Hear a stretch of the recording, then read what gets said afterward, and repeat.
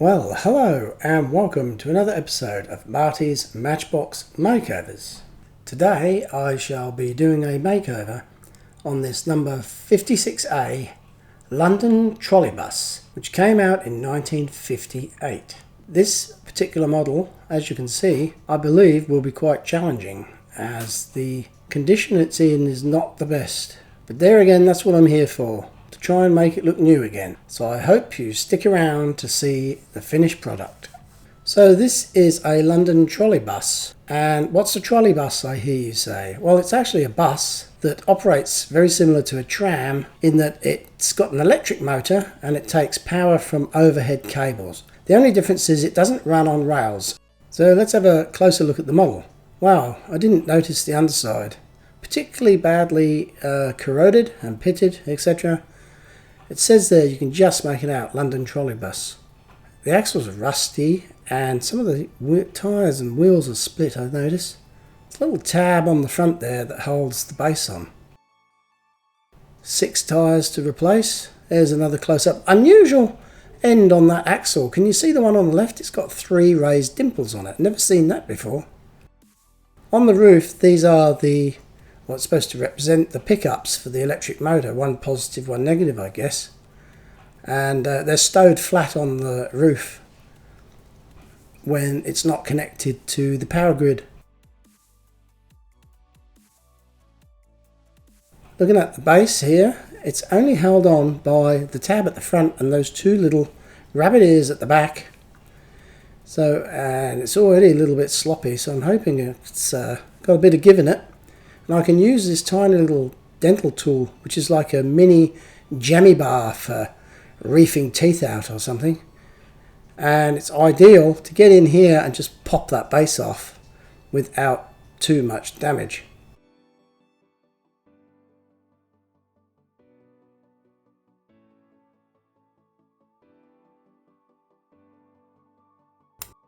Oh, that was quite a nice feeling when that separated. So now if I just tip it down at the back and pull it to the rear, that tongue out the front there disengages from the slot below the grille and headlights there, and that's all it is really. I've just got to have a look at these. And initially I thought they were cast with the model, but on closer inspection they are actually a third part to this model, and it's held on the roof by this squashed up rivet here. Very shallow rivet too. There's nothing hanging out, so if you're a little kid and you're looking through the windows you can't see this blob hanging from the roof and be all confused about it. So I'm going to grind that down with this tiny little grindstone. Looks like a soccer ball on a stick, or maybe one of those Chupa Chup world famous lollipops. So I'm putting it in my Dremel, my little battery powered Dremel that's mounted on the wall there, and I'm just using that ball grinding tool to wear down the end of the rivet, hopefully sufficiently so I can just push it through and take that top bit off. Now the top piece on the model did come out in red and also came out as black, so just to make this model look a little bit more interesting, I'm going to do mine in gloss black, the same as the base. But I've got to take it off to do that. Otherwise I could have been lazy and just like painted over the whole lot red. But I thought, yeah, do it black, just make it look a little bit more interesting. Luckily I didn't bend that, popping that off. I didn't realise at the back there it's kind of hooked on underneath that rear stay.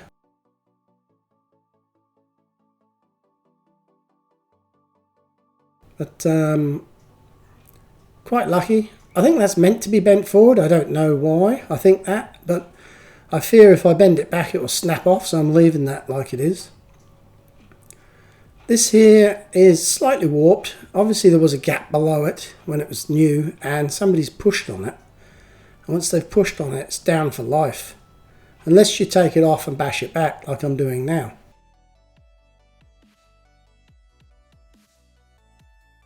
I thought this would be a simple job, like 2 taps and it's over.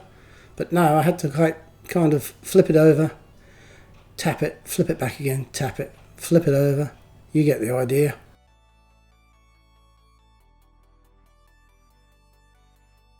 Base is pretty ordinary. Going to grind the end off of these axles, of course, and for the first time ever I'm going to try out this new idea that people have been talking about. It's a thickness gauge or feeler gauge, and I've transformed it by drilling a hole in it, transformed it into a hub guard. I'm registering that name. If anyone wants to buy one, I shall be going into mass production soon.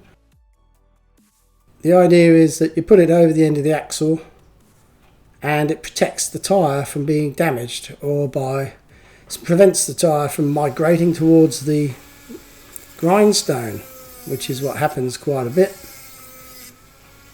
I'm thinking, oh, I've got something new here. I'm sure people have done it before. If it works, I'm going to keep it and use it all the time.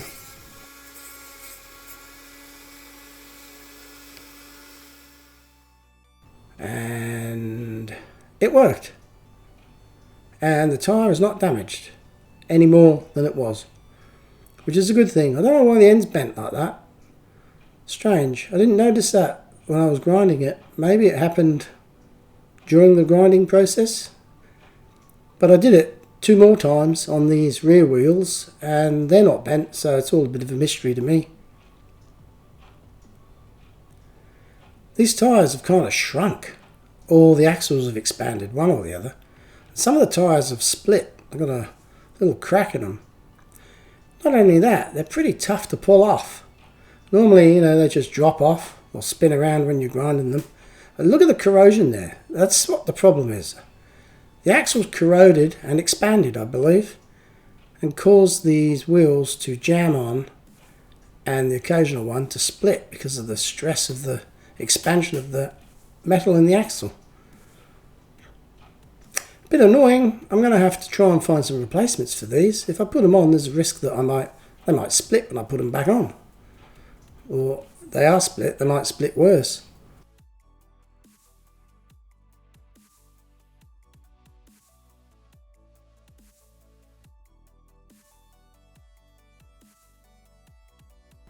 Anyways, it's time to start off and stripping the paint off this model. I really want to get this done in under a day. I'm pushed for time again. Other things I want to do, although I do enjoy doing this hobby, it's not the be all and end all. There are other things I enjoy.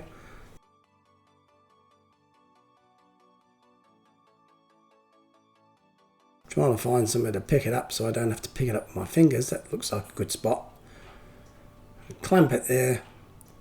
Now I can work on it with a brush to loosen all that paint off and reveal the glorious casting underneath with all its imperfections and intricate details that Matchbox was famous for. Not the imperfections, more the intricate details.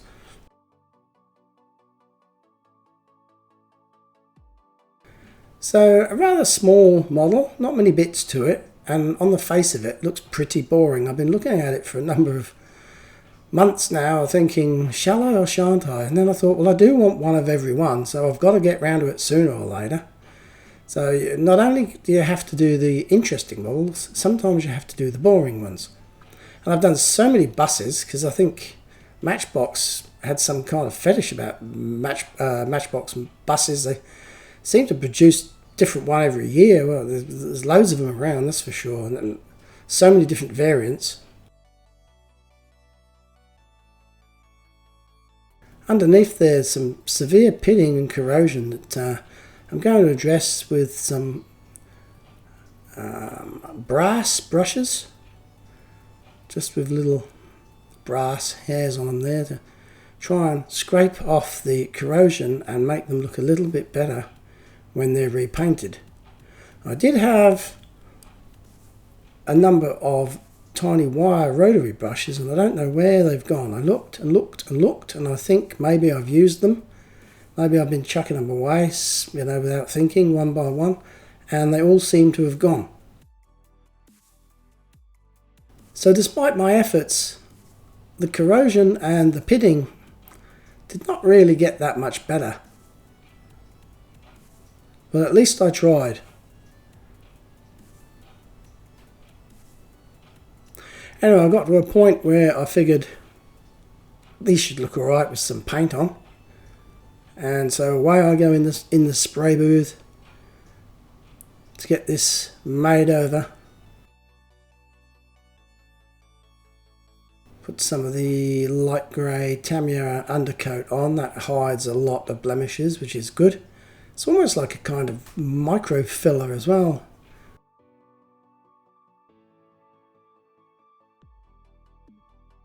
Spraying this, the first thing I noticed was a couple of bulges on the left hand side upper deck.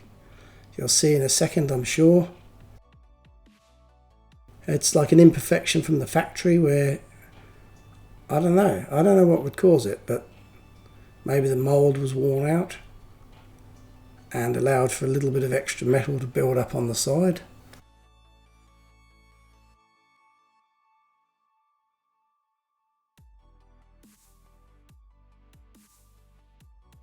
So there you can see there's two slightly raised little bumps there. Also a couple of nicks and little chips there that you can't see with the naked eye. It's only because it's the magnification of this camera that they're visible. Very limited detail on the front, not even a grille. Come on, Matchbox, what were you thinking? Well, maybe because it's electric, it didn't have a radiator. There you go, didn't think about that till now. There's also another sort of lump and a scuffed up bit on the back there that is actually from the factory, not from Playware. And down here, odd cluster of lights. Like one on one side and three on the other. I wouldn't have thought they'd have two spotlights to illuminate the number plate, but who knows? They probably had a lot of electricity to spare. The base came up surprisingly good, considering what it looked like. And it's going to be underneath and painted black. And in all honesty, no one's going to care what it looks like. I mean, obviously it's nice to have it look like brand new, but sometimes it's just not possible or practical. So I'm using the Tamiya X7. I found one pot left after Kevin painted my mailbox the other week. But this could be the last red model for a while.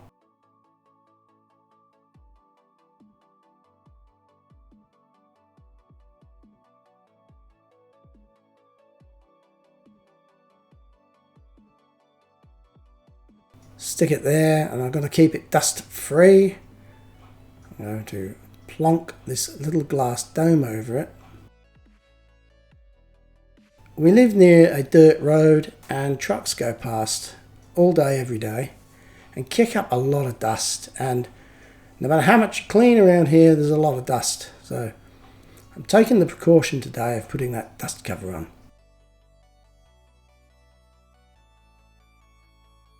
Back in the booth now, the undercoat has cured or dried out. Put some gloss black on there. Oh, there you go, smudge, smudge. Oh, on the scratching post. She loves that thing. Hello. Ooh, beautiful. Oi, you're not allowed up here. Remember?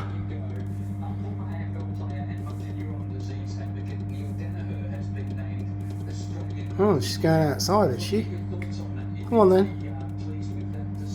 So there she goes, out to catch a mouse, hopefully, or maybe one of those pesky rabbits. Here's a close-up of one of those wheels that split. This is quite a bad one. This one here has got rust on it. I thought they were plastic. It's very difficult to determine whether they're plastic or metal. They look so similar. So I'm going to have to change some of these, and luckily I've got amassed a collection of wheels over the years. I'm going to tip them out and see if I've got any of this size. The ones on the right are rejects. The ones on the left I'm hoping to keep. Believe it or not, they look the worst, don't they? I knew I had loads of these metal ones and I was hoping they were the ones, but they're not. Unfortunately, I can't immediately see if I've got any in here. And I'm thinking I might have to rob them off another model. Oh, there's some there that I thought, but no, they're too large. There's even a couple of Lego wheels in here. So look, there you go. That's a brand new reproduction wheel there. It's even got the sprue on it off of like a plastic injection moulding machine. So I've got a number of them there and I'm going to try and pick the best ones out. And all the others go back in the box. It's a bit tedious just sorting through wheels. Somebody's got to do it. So I've trimmed off the sprue, or the little rough bit of plastic there. And the other ones I've put on this cleaning block. That's basically a block of wood with some nails in it, and I've cut the heads off, and you can put the wheels on there. You don't have to hold them in your fingers, with your fingers, and you can just scrub away and be as brutal as you like. Here I'm using a toothbrush, trying to get these clean, trying to get all those grooves, the outer grooves clean. Then I've got this tyre wash that I'm going to slap on. Now, I didn't have enough wheels that weren't cracked, so I'm actually having to use a couple that are cracked, and I'm hoping that the tyre wash will fill in the splits on those two wheels and no one will know. Well, of course they will, because they're watching this video. I'll give them a nice thick coat of that grey wash.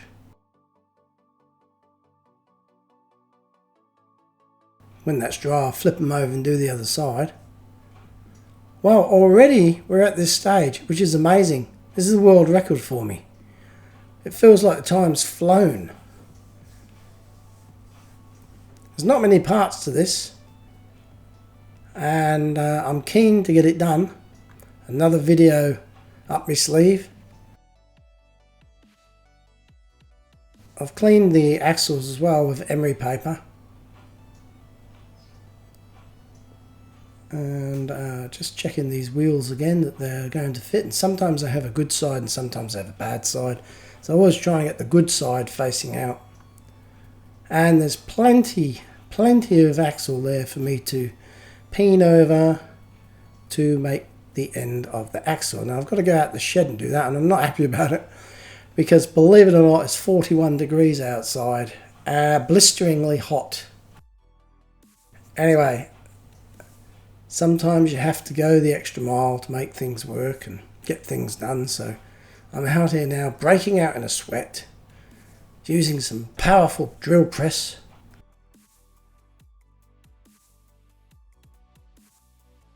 to squish the end of the axle over under pressure. There's a bit of iron filings always clinging on there. They blow them off, and look at that. 30-second job. It's brilliant. Apologise for the focus there. I lost the plot. It's difficult to see what you're doing and keep everything in focus when everything's so tiny. I mean, look at the size of my thumb there.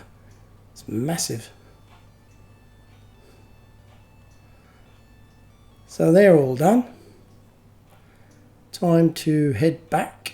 Dogs are in here because of the concrete floor, and that's nice and cool for them to sit down on. As soon as you open the shed, they race over there to lie down, especially on a hot day. Right, putting this back together now, back in the hobby room, and hopefully that is just going to push straight back in, and not yet. Yes. Lovely feeling that when that went back in there. I'm not even going to have to glue that or anything. That's a nice tight fit.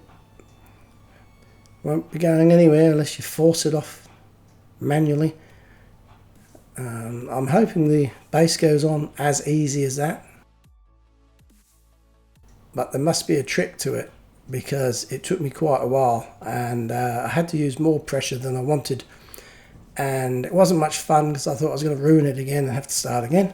But no, managed to get it on. So there's only really one more thing to do, and that's put these fantastic little tiny stickers on, or decals, from, once again, Recover Toy. I bought these over a year ago, I believe, and they still look fresh and all the colours are bright. Now, Peerdrax, it's an advert. Peerdrax, what's Peerdrax? Not too sure, I'll have to look that up. This is the destination, I guess. Chiswick, Kew and Brentford. Let's have a look where that is on Google Earth. Well, we're zooming down, and I've got a map here of the London tramway routes, and it's a vintage map from the day, and I'm showing you there Hampton Court, Kew, Brentford and Chiswick. So they must have gone one way, turned around and gone back again. It's Route 667, and on there's OXO. Now, what is OXO? Well, OXO is beef flavoured stock cubes, and I believe my wife uses them quite regularly, and we have some in the cupboard here.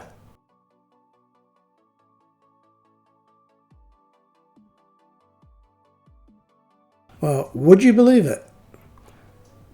This little model has a reference to these beef stock cubes on it, which is quite weird. I mean, not really, but just shows you like how Matchbox used to advertise stuff subtly with signage and markings on their models. Now, just showing you what one of these is. It's a beef stock cube. Now, they used to be cubes. Now, I've noticed here that they've made it into an X, which looks all cool and dandy and all that, and everyone's patting each other on the back. But really, what is the reason for that? And I think it's shrinkflation. And what it is, they've saved the product by gouging out those V's on the X and creating another cube from it, from all the bits of V's there they've cut out.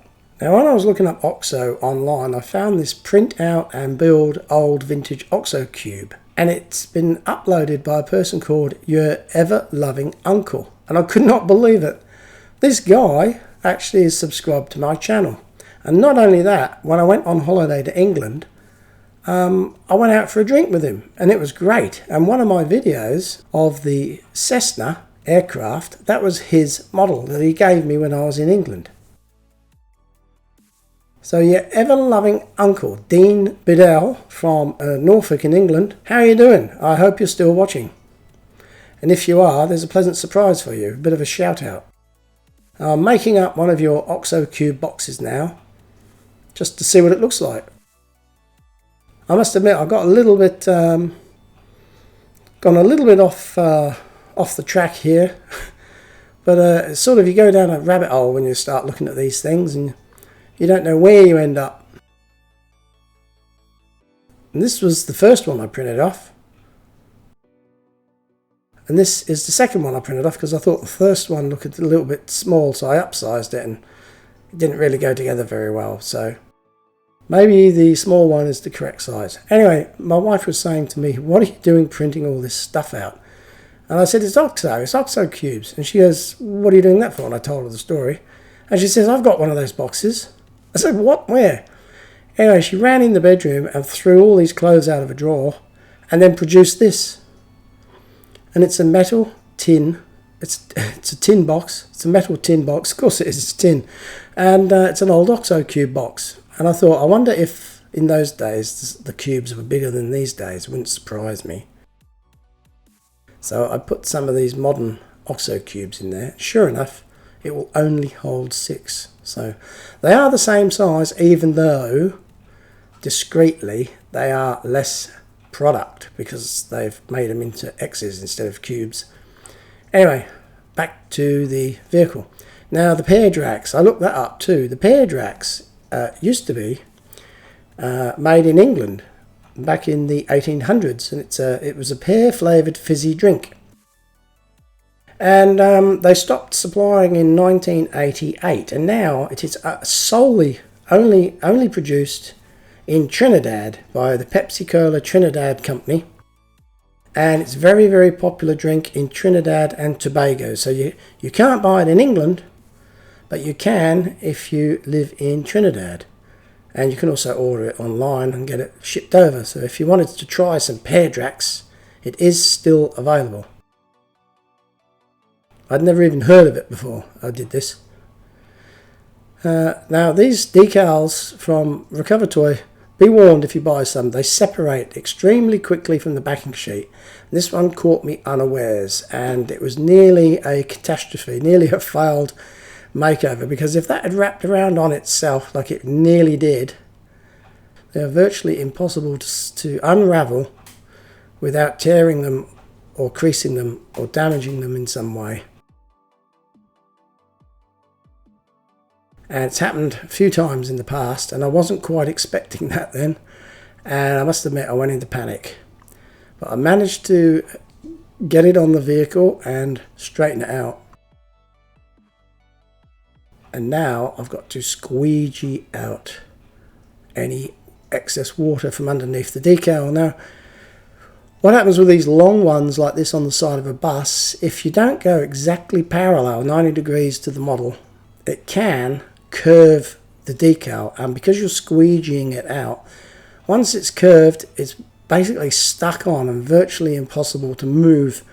So it's always a little bit, I'm nervous doing that.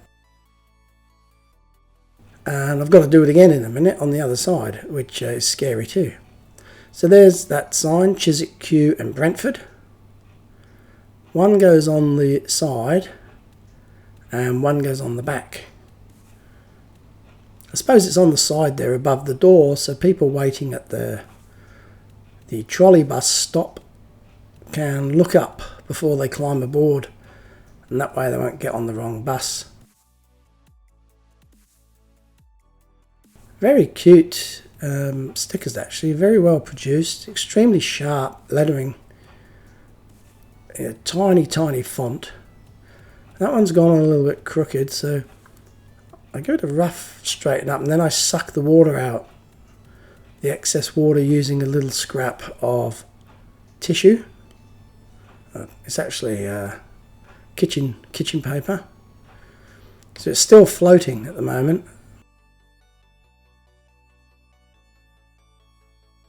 I'll disregard that with the kitchen towel, must be on the other side. I did do it though, or maybe I didn't capture it on film, I'm not sure. But that's another win. Here's one on the back. There you go. I whipped it there with the paper towel. This one I put in and got out real quick, so it's still on the backing sheet, which makes it so much easier to position. As you can see, you can secure it at one end and just drag the backing sheet out, which is the way to go if you can make it happen. Really, really nice, crisp, colourful decals, and this model that until now was rather very plain and boring, and why it had been overlooked for so long in my hobby room, is now looking worthwhile having, because it's a really, really cute little model, and it's built in 1958, so it's very old, and it looks brand new. And without the decals, it looked good, but now with the decals, it looks amazing. Also, I am very pleased that I chose to paint the electrical pickups on the roof black, because it just makes it pop, and it kind of adds another interesting detail that stands out rather than blends in with the roof of the bus. So I'm happy with that, and I hope you're happy too. And if you are, please like, subscribe and recommend to your friends. So thanks for watching, and until next time, this is Marty from Marty's Matchbox Makeovers saying goodbye.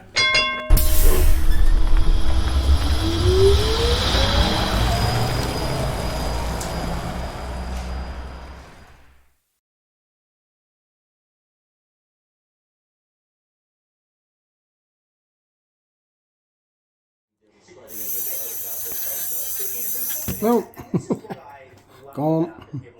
It's already separated and it's just hanging in there. It's curling up on itself, which is a no-no. Holy crap. Holy sh**. No.